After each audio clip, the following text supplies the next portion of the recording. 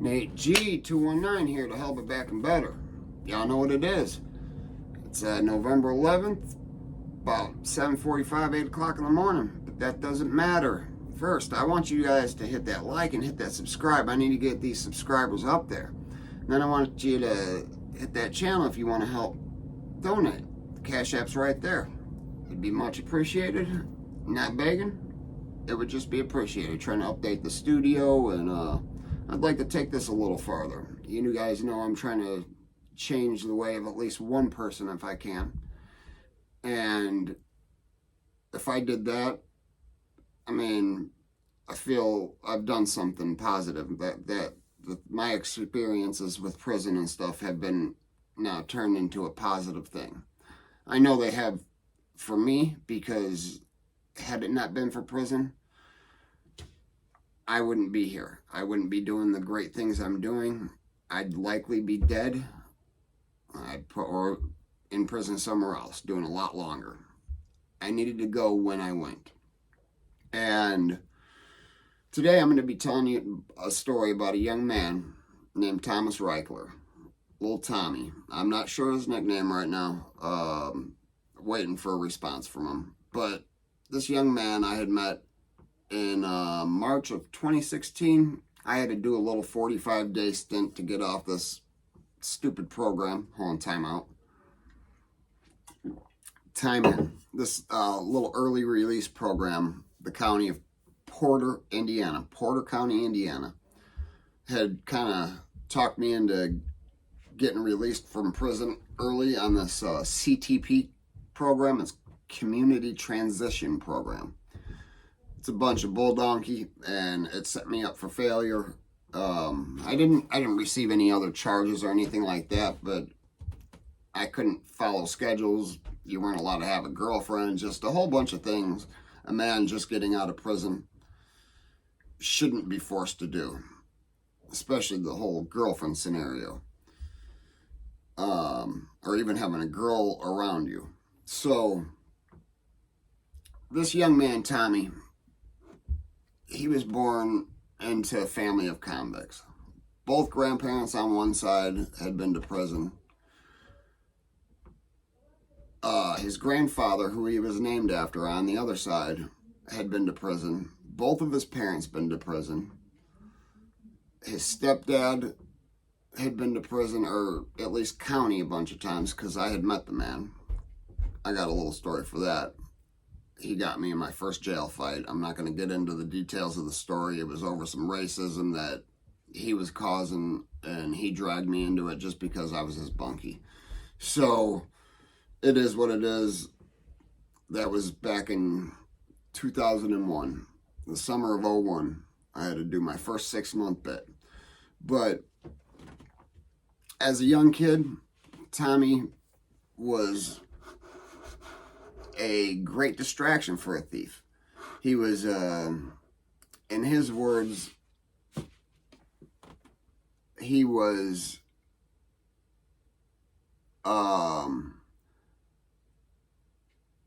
okay, the adults around him at that a particular time of his life didn't have the best habits themselves. And as a small, cute little blonde boy can be a great distraction or a great thief. So he was told to go behind the bar and grab as many big bottles as he could carry. He couldn't get but 2 or 3. He was a small kid. But he got his loot and he was gone. The adults tucked them and they left. He remembered wanting some wine that day. He had earned the right. In his head he did. But the adults paid him in candy bars instead. Said he was too young for the bottle. So he was surrounded by thieves, drug addicts, people going in and out of jail constantly. All right, so in December of 2014, him and a couple of his buddies were out car hopping, and they had came across Alexis Tapia's car. So Thomas Reichler, Corey Azinski, and Nathaniel Sipe were all arrested after this incident. They went out car hopping, and when I guess they had already hit this car one point in time, or that night earlier, they wanted to make a second round back to the car. And when they did so, everything was caught on surveillance. They obviously didn't know that was a thing, because they probably would have skipped this car. So Tommy sneaks up, gets in the car, and the homeowner comes out and grabs Tommy, confronts him and grabs him and starts dragging him into the house. Tommy, I'm sure, like, if I'm being dragged, I think I'm getting dragged into the house to die. I'm not here to kill anybody. I just wanted to get some money or whatever the hell is in your car. I'm not saying it's a good thing, but Tommy reaches down, pulls out the stolen 9mm. I don't know when it was stolen. It could have been stolen from a car that night, for all I know. But he pulls it out, pops up, and video shows it was just inches away from Tapia's head. Boom! Second shot. Hits Alexis in the abdomen. And Alexis reacted, returned fire, striking Tommy in the wrist. The other two dudes fled, little pussies. I mean, I don't know what else you're really supposed to do, but they also probably never, in their wildest thoughts, would have thought Tommy was going to pull out the gun and shoot him. But he did. And from the reading the story, it seems like he was defending himself, but he was committing a felony. So I don't know if murder or felony murder would be the proper conviction, or I don't know. I know that manslaughter was an option. That was an option, but the jurors chose to sentence him or convict him of murder. And during the arguments, the Cheryl Polaric, the prosecutor at that time for Judge Harper, and that's the same judge that sent me to prison. And rest in peace, Judge Harper, because that woman saved my life. I also had her marry my wife and I, and I got to thank her before she had passed away, gratefully. And, you know, a lot of people really disliked this specific judge. She had the nickname of Hang 'em High Harper, and she was one of those that had given 1,000,000 years and said she wanted to give 1,000,000 more. That was published in a newspaper or something years back, because she was going to retire. And actually, when I had caught my case, I was told, I got Harper, but don't worry, she's retiring next month. And she didn't retire. She said she'd given 1,000,000 years out and wanted to give 1,000,000 more. And she didn't. She still got the handout quite a bit more time.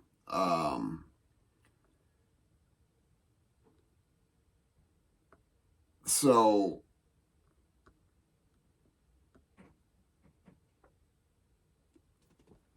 she also told him, all right, you are one of the most criminogenic people that had ever sat in that chair.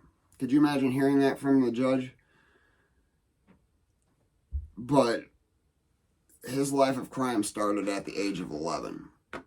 Like, burglary, car theft, you name it, he did everything except murder while he was a child. I mean, or any sex things.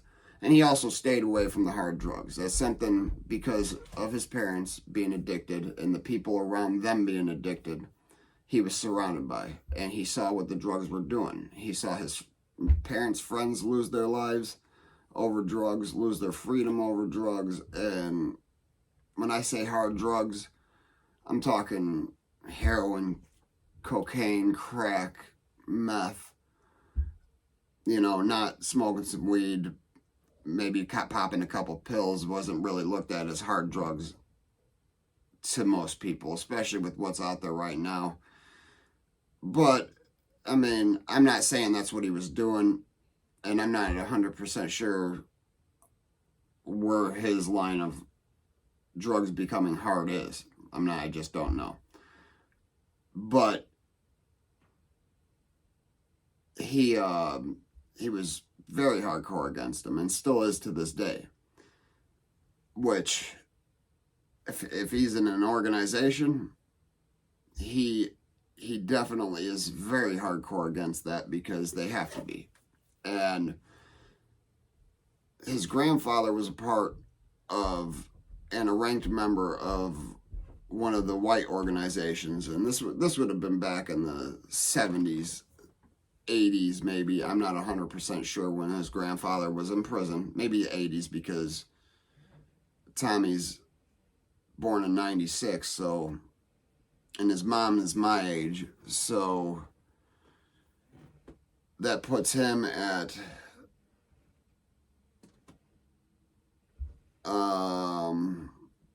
27 going on 28 this month, maybe, or 26 going on 27 this month. So his mom is my age, maybe a year older, but I'm 42. Okay, she might be 2 years older than me, but still, she was really young. Kids had kids while they were still on bullshit. And I don't know that they're not still on bullshit. I hope they're not. But when he was in first grade, he saw his mom arrested. She was running on a warrant, and they were walking down the street when she saw the cops. And she knew what time it was. I mean, she almost panicked, almost even running from the cops. Tommy was the most important thing in her life. So regardless of everything, she did love Tommy. She does love Tommy. Still to this day, I know she loved Tommy. She was there visiting him all the time. And his mom, I believe, cleaned up her life. But it didn't change the fact that he's now an 18-year-old man, and his whole life, that's all he knew. And his mom picked him up and put him over the fence, playing with some kids he didn't even know. Still to this day has no clue who they were. The cops came, arrested her, and it was a long time, 4 or 5 years before he saw her again. All he says, it was years. So he's hated the cops for arresting her. That's with a capital H. That's his words exactly. So I'm going to jump up a little bit.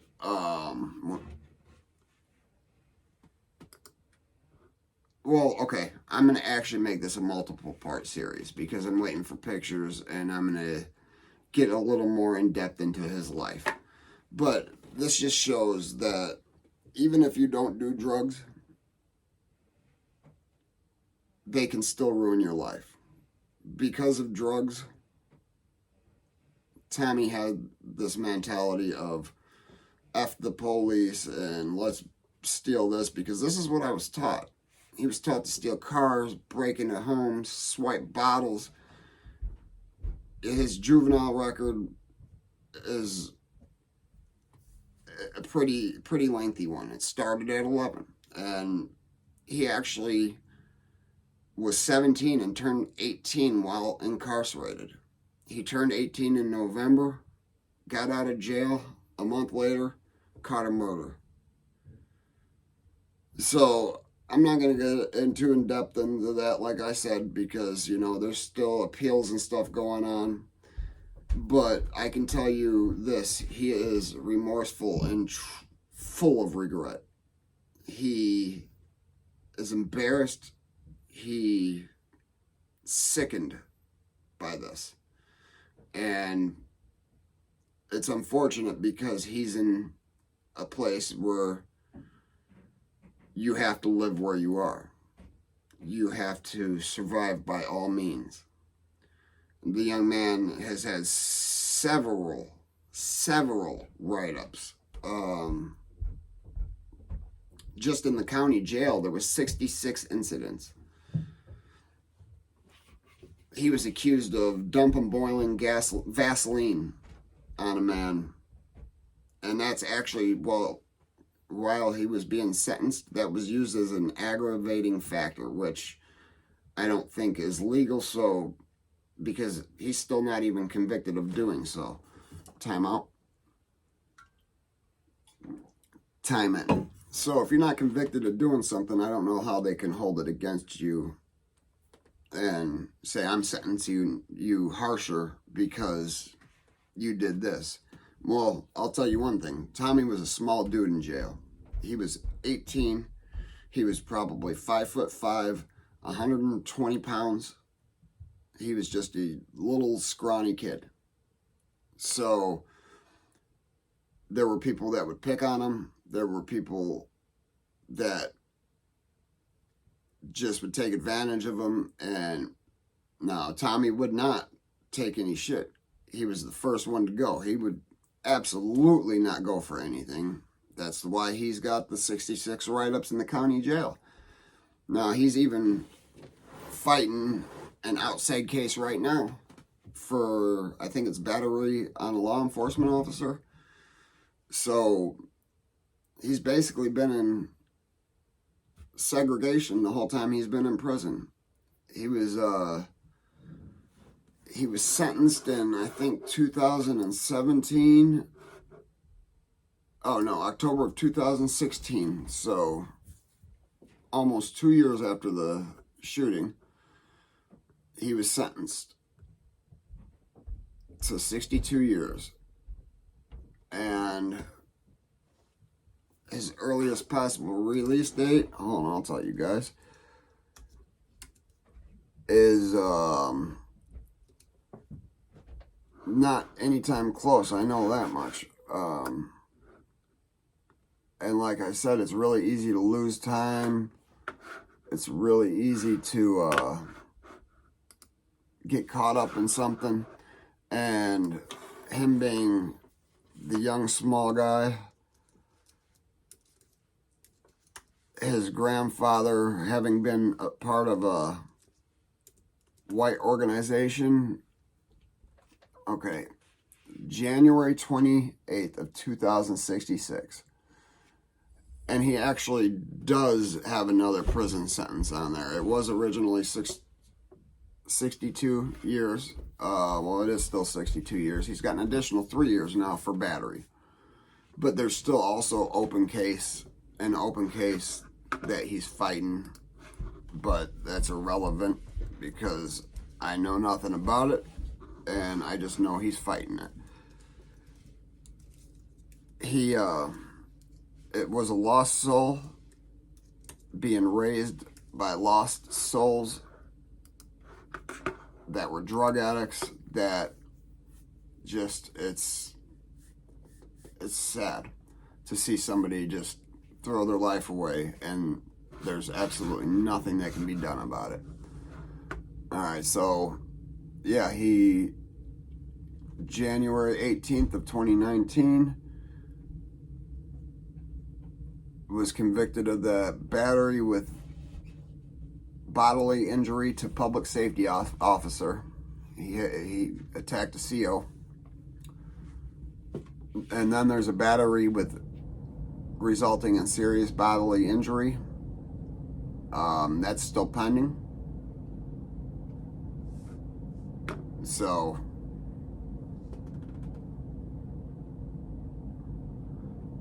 and that, oh, okay, that was the Vaseline. They charged him, so he allegedly threw the boiling Vaseline on somebody. He's still fighting that case. So yeah, he's got a couple things, man. But anyways, guys, first I want you to hit that like and subscribe, please. I want to get these subscribers up there to 1,000 and beyond. Hit that channel if you want to help out, guys. Never forget life's choices. Never, man. And you know if they ain't hating it, you ain't making it.